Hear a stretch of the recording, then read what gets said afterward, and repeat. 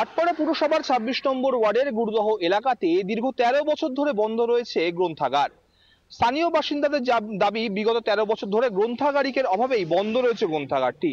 একাধিক নতুন বই, পুরনো বই, গোয়েন্দাদের বই, বাচ্চাদের বই, একাধিক বই থাকা সত্ত্বেও স্থানীয় বাসিন্দারা সেই গ্রন্থাগারে ঢুকতে পারছেন না।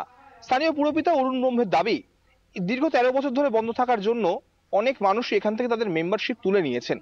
তিনি ব্যারাকপুর লোকসভা কেন্দ্রের সাংসদ পার্থ ভৌমিক, স্থানীয় বিধায়ক সোমনাথ শ্যাম এবং রাজ্যের গ্রন্থাগার মন্ত্রী সিদ্দিক উল্লাহ চৌধুরীর কাছেও লিখিত এবং মৌখিকভাবে আবেদন জানিয়েছেন গ্রন্থাগারিক পাওয়ার জন্য। কিন্তু সময় এখন দেখার যে কতদিনের মধ্যে গ্রন্থাগারটি আবার আগের পর্যায়ে ফিরে যায়। নিশ্চয়ই সুবিধা। এলাকার মানুষ হিসাবে আমি এর জন্য আবেদন করব। লাইব্রেরিটা করলে এলাকার একটা পঠন স্কুলের যারা ছাত্রছাত্রী আছে, প্লাস এলাকার যারা শিক্ষিত বেকার যুবক যুবতীরা আছে, তারা লাইব্রেরিতে কিন্তু দীর্ঘদিন লাইব্রেরি বন্ধ বলে তারা পঠন করতে পারে না, তারা কোনো সুবিধা পাচ্ছে না। তাই আমি এলাকার বাসিন্দা হিসাবে আবেদন করবো আপনাদের কাছে মিডিয়ার মাধ্যম থেকে, কলকাতা টিভি, যে আপনারা অন্তত লাইব্রেরিটা খোলার জন্য আপনারা সঠিকভাবে একটা বন্দোবস্ত করুন। দীর্ঘদিন যাবৎ পাঠাগারটা এইভাবে অকেজ হয়ে পড়ে আছে।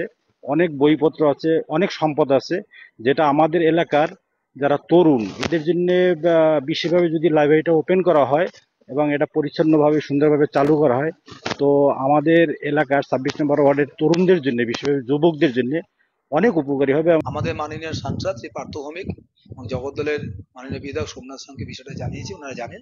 ওনারা ওনাদের মতো করে চেষ্টা করছেন, গ্রন্থাগার মন্ত্রীর সঙ্গে কথা বলবেন।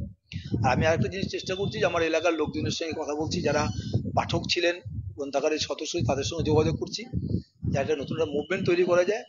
আমরা চাইছি যে সূর্যসেন স্মৃতি গ্রন্থাগার এর ১৯২৫ সালে প্রতিষ্ঠিত হয়েছিল। গত ৩-৪ বছর ধরে লাইব্রেরিয়ান না থাকাতে এবং পিওন না থাকাতে বন্ধ হয়ে পড়ে আছে, ওটা চালু করে আবার পাঠকদের জন্য খুলে দেওয়ার জন্য। শ্যামনগর থেকে শুভজিৎ সিং এর রিপোর্ট, আমার শহর কলকাতা টিভি।